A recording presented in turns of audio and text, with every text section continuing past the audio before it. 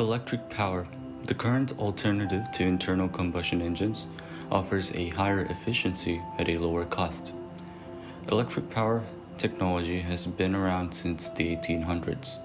The first successful electric car was made in 1890 by William Morris, a Scottish chemist from Iowa in the United States. This technology was recently popularized by Elon Musk with the introduction of Tesla Motors, which is an automotive clean energy company based in Texas, United States.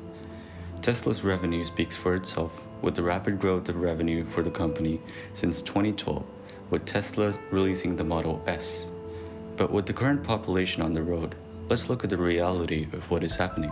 A report from Statista for the estimated number of electric vehicles in use worldwide between 2016 and 2021 shows a good increase from 1.9 million vehicles in 2006 to 16.5 million vehicles in 2021. Although this seems to be a good increase, internal combustion engine powered vehicles sold in Europe, US, and China between 2015 and 2030 showed that the amount of ICE in 2020 alone had an average of 19.8 million vehicles sold, with predictions of a decrease to 12 million units being sold by 2030. A significant role for internal combustion vehicles is being played by China. China plans to sell 80 million units of internal combustion engines within the next 5 years. JINPIng, the Secretary General of the China Internal Combustion Engine Industry Association, states that the industry expects to diversify fuel sources by adding in natural gas, methanol, gasoline, and more in order to improve the thermal efficiency in the next 5 years to reduce the carbon emission. China, the world's biggest vehicle market, is accelerating the development of electric vehicles. Battery electric vehicles make up 5% of China's automotive market. According to an article from Wired, China has set a goal of having 40% of the vehicles sold in the country to EVs by 2030. This means more charging is required. By 2025, the government aims to have in-place charging infrastructure to meet the needs of more than 20 million cars. Right now, of China's 810,000 public charging points, more than 70% are in heavily populated coastal areas such as Guangdong and Shanghai. The National Development and Reform Commission of China and several other agencies call for bringing charging stations to all counties and villages as part of the government's rural revitalization effort. The electrification project forms a key part of China's plan to become carbon neutral by 2060, a signature initiative of President Xi Jinping that has the potential added benefit of reducing dependence on oil and gas imports. With China showing more progress than the United States in terms of electric vehicle optimization, why does China still produce more internal combustion engines than Europe and United States combined?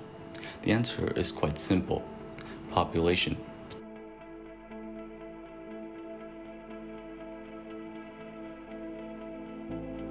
With the demographic of the United States and Europe combined less than the population of China, the truth becomes clear in the difficulty of completely optimizing for electric vehicles by 2030.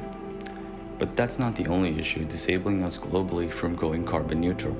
According to the United States Environmental Protection Agency, only 27% of all carbon emissions in the US come from vehicles and transportation.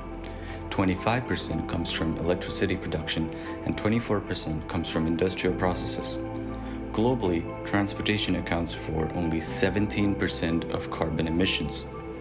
Shipping emits around 3.1% of global carbon emissions.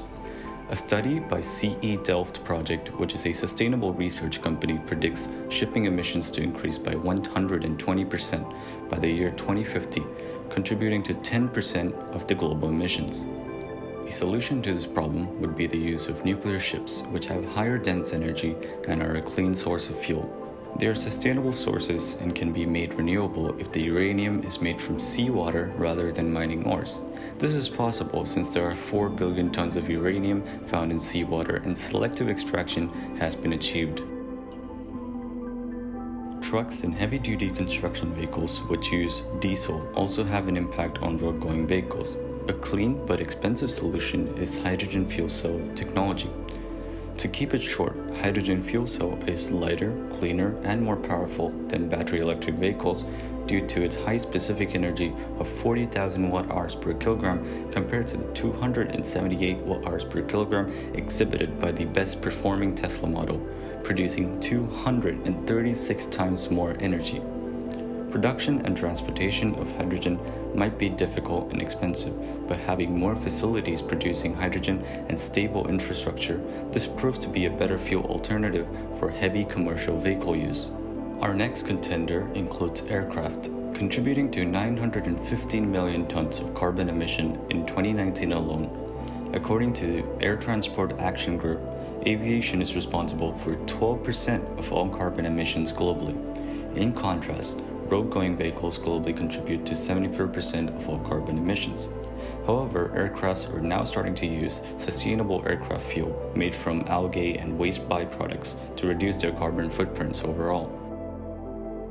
Finally, producing up to 1,000 tons of carbon dioxide right into the atmosphere where it will remain for years to come, rocket launches produce around 5.6% of emissions annually, which is considerably lesser than aircraft due to the frequency of a rocket launch being low. SpaceX's Falcon 9 uses a liquid oxygen kerosene mix. One of its main emissions includes CO2 gas.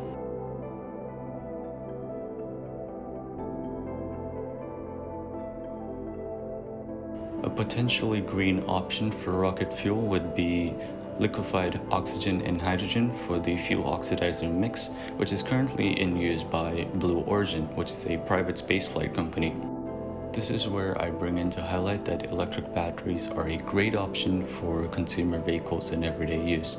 They are efficient, have a wide infrastructure that is steadily growing in the automotive industry, and provide a great option to reduce the carbon footprints.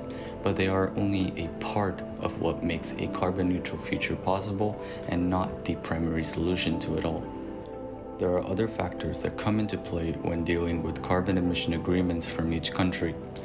Governments would seek alternative fuel sources and research to be put to a later date so the current economy of the country can evolve and grow. The problem is, it's already late and waiting isn't helping to solve the issue of greenhouse gases warming up our atmosphere. Rather than investing in innovating to reduce emissions right now, carbon net zero plans are put further into the future in 2050. Some initiatives that are being taken into account and can be a good decision are reduction in overall automotive transport by making better infrastructure of public transportation kept at prices reasonable enough to prevent consumers from using cars. This again would crash the profits of the automotive car industry, but it would greatly decrease the carbon footprint for the environment. The use of wind, solar, biomass, and hydroelectric power for residential and industrial uses could prove much more sustainable to reduce this carbon footprint.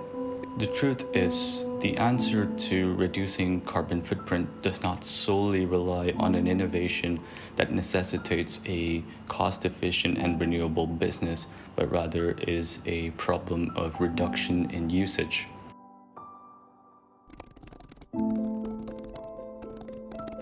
This was episode 1 of the Project Archives, and I hope you're interested in more content to be posted periodically.